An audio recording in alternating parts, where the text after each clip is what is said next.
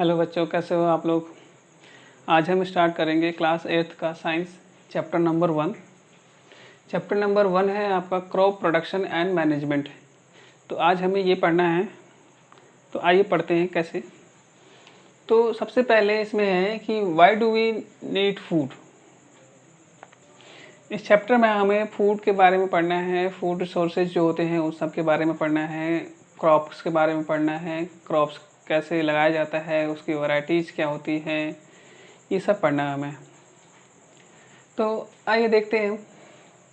सबसे पहले है why do we need food. हमें फूड की आवश्यकता क्यों होती है, फूड की ज़रूरत क्यों होती है। ये वैसे क्वेश्चन हमने 7th क्लास में भी पढ़ा था। तो हम देखते हैं सबसे पहले फूड की आवश्यकता क्यों होती है।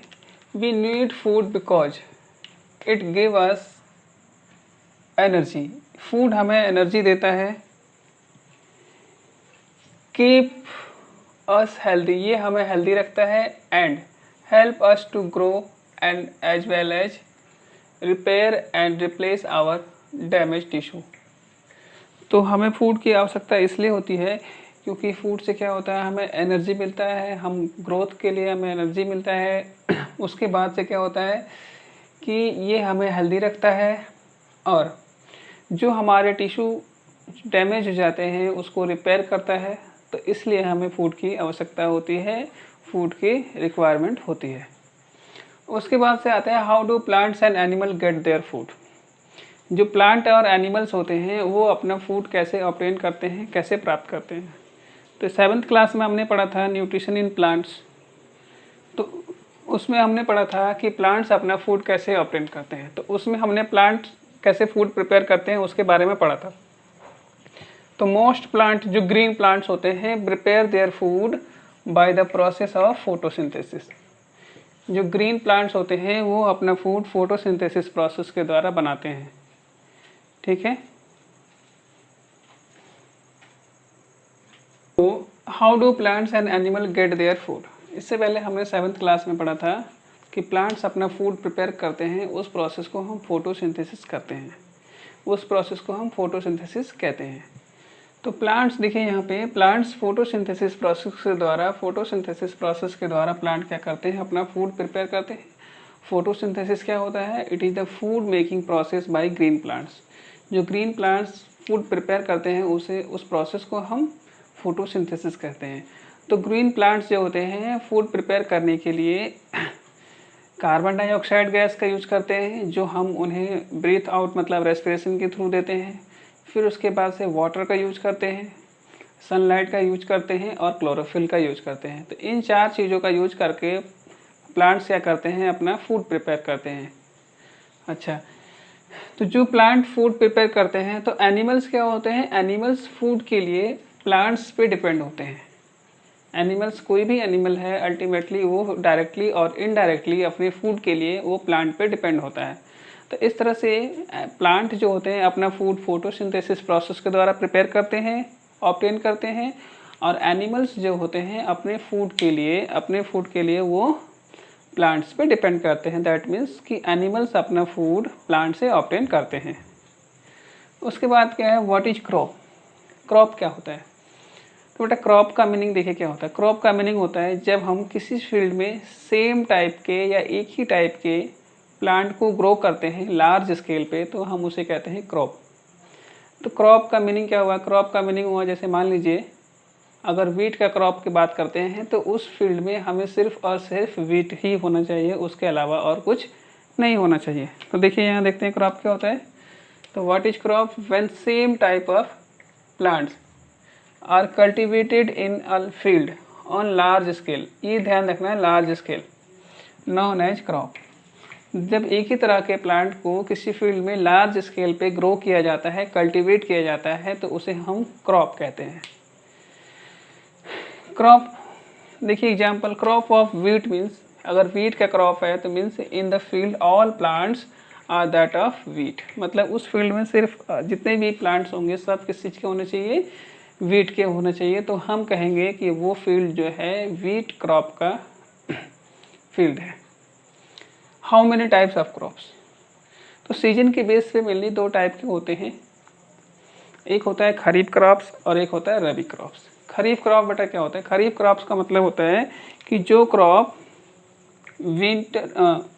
रेनी सीजन में, खरीफ क्रॉप का मतलब होता है जो रेनी सीजन में ग्रो किया जाता है वो क्रॉप्स को हम खरीफ क्रॉप्स कहते हैं, और जो क्रॉप विंटर सीजन में ग्रो किया जाता है, कल्टीवेट किया जाता है, उस क्रॉप को हम रबी क्रॉप कहते हैं।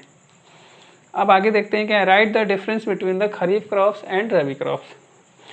तो रबी क्रॉप और खरीफ क्रॉप में डिफरेंस लिखना है। तो हम जब भी कोई डिफरेंस लिखेंगे तो उसे हमें बॉक्स में पुट करना है, बॉक्स में रखना चाहिए। तो देखते हैं खरीफ क्रॉप्स क्या होता है। तो जैसे कि पहले बताया अभी कि खरीफ क्रॉप्स जो होते हैं वो रेनी सीजन में ग्रो किए जाते हैं। आजकल रेनी सीजन चल रहा है आपका, जुलाई अगस्त सितंबर आने वाला है। तो ये जो सीजन है रेनी सीजन है, और इस क्रॉप्स को हम कहते हैं खरीफ क्रॉप्स। खरीफ क्रॉप्स के एग्जांपल देखिए, पैडी हो गया। पैडी का मतलब धान बोलते हैं जिसको, चावल का प्लांट होता है, ये राइस का प्लांट होता है। मेज का मतलब मक्का होता है। Soybean, ground nut, cotton, etc ये जो होते हैं रेनी सीजन में ग्रो किए जाते हैं। और जब ये रेनी सीजन में ग्रो किए जाते हैं तो इसे हम खरीफ क्रॉप कहते हैं। रबी क्रॉप क्या होता है? रबी क्रॉप का मतलब जो होता है विंटर सीजन में, जो सर्दियों में उगाए जाते हैं पौधे, जो सर्दियों में लगाए जाते हैं, उसे हम रबी क्रॉप्स कहते हैं। रबी क्रॉप जनरली जो होता है अक्टूबर से मार्च, और यहाँ पे खरीफ क्रॉप कहाँ से? जून टू सितंबर, और रबी क्रॉप अक्टूबर टू मार्च। अक्टूबर में स्टार्ट होता है और मार्च में उसको हार्वेस्ट कर लेते हैं। तो रबी क्रॉप के एग्जांपल है आपके वीट हो गया, ग्राम हो गया, ग्राम मीन्स चना हो गया, पी मीन्स मटर होता है, मस्टर्ड मीन्स सरसों होता है। तो ये जो पौधे होते हैं, ये जो प्लांट होते हैं आपके क्या होते हैं ये क्रॉप जो होते हैं रबी क्रॉप कहलाते हैं, जो विंटर सीजन में ग्रो किए जाते हैं। अब यहाँ देखिए, what are the basic practices of crop production. Crop production के बेसिक प्रैक्टिसेज क्या क्या होते हैं, ठीक है।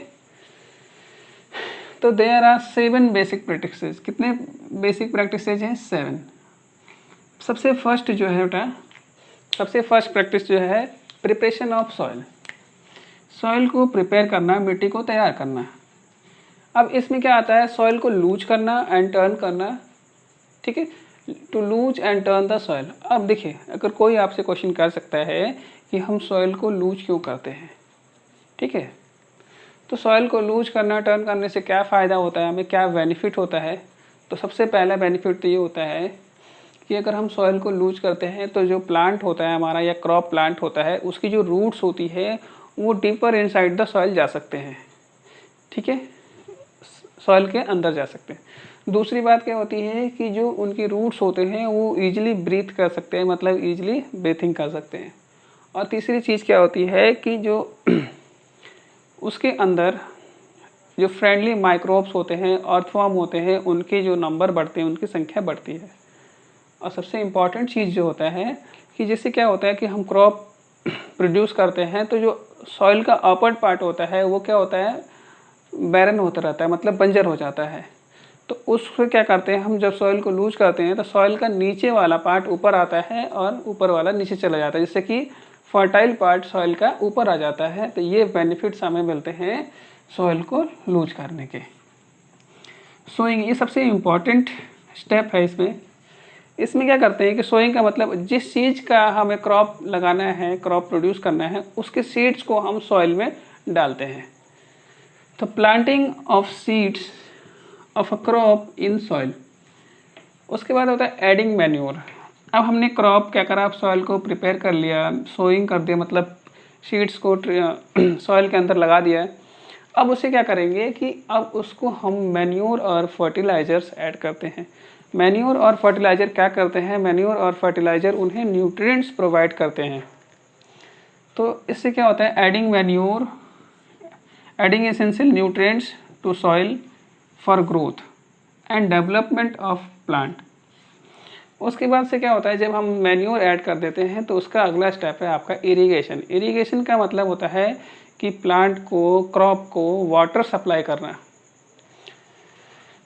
तो supply of water to the plants at regular interval of time, मतलब रेगुलर इंटरवल पे हम क्या करते हैं, प्लांट को वाटर देते हैं। उस प्रोसेस को हम इरिगेशन कहते हैं। उसके बाद होता है प्रोटेक्शन फ्रॉम वीड्स, ये बहुत इंपॉर्टेंट होता है। Removal of unwanted plants from field. अब क्या करते हैं, जैसे मान लीजिए कि मेन क्रॉप जो होता है, हमारे मेन क्रॉप के साथ अनवांटेड प्लांट्स या अनवांटेड प्लांट्स आ जाते हैं और उसको हमें हटाना होता है। उस प्रोसेस को हम वीडिंग कहते हैं और उसे हम वीड्स कहते हैं। वीड्स का मतलब होता है अनवांटेड प्लांट जो मेन क्रॉप के साथ आ जाते हैं। अब हमें क्यों हटाना है, ये इसमें बेसिक प्रैक्टिसेस में क्यों इंक्लूड है, क्योंकि देखिए अगर हम वीड्स को नहीं हटाएंगे तो जो वीड्स होते हैं, वीड्स प्लांट क्या करेंगे, मेन प्लांट के साथ न्यूट्रिएंट्स की, वाटर की, स्पेस की, सनलाइट की शेयरिंग कर लेंगे। तो जब ये शेयरिंग कर लेंगे तो जो हम न्यूट्रिएंट्स, वाटर, सनलाइट जो हमें मेन प्लांट को मिलना चाहिए वो क्या कर लेंगे, उसमें से वो अपने लिए भी शेयर कर लेंगे, जिससे क्या होता है कि मेन प्लांट को न्यूट्रिएंट्स की, वाटर की, सनलाइट की, स्पेस की कमी हो जाती है। और जब इसकी कमी हो जाएगी मेन प्लांट को, तो मेन क्रॉप प्लांट के प्रोडक्शन पे इफेक्ट पड़ता है। तो इसीलिए हमें वीड्स को फील्ड से रिमूव करना ज़रूरी होता है, मतलब वीडिंग ज़रूरी होता है। उसके बाद होता है हार्वेस्टिंग। हार्वेस्टिंग का मतलब क्या होता है कि जब हमारा क्रॉप जो होता है मैच्योर हो जाता है तब हम उसे कट करते हैं, खेत से काटते हैं उसे हम हार्वेस्टिंग कहते हैं। और हार्वेस्टिंग के बाद होता है स्टोरेज। हमने क्या करा, ग्रेन्स को हार्वेस्ट कर लिया। अब ग्रेन्स को हार्वेस्ट करने के बाद अब ऐसा तो होता नहीं कि ग्रेन्स 10 दिन में ख़त्म हो जाएगा, पूरे सीजन हमें पूरे ईयर चलाना होता है उसको हमें स्टॉक बना के रखते हैं हम उसको।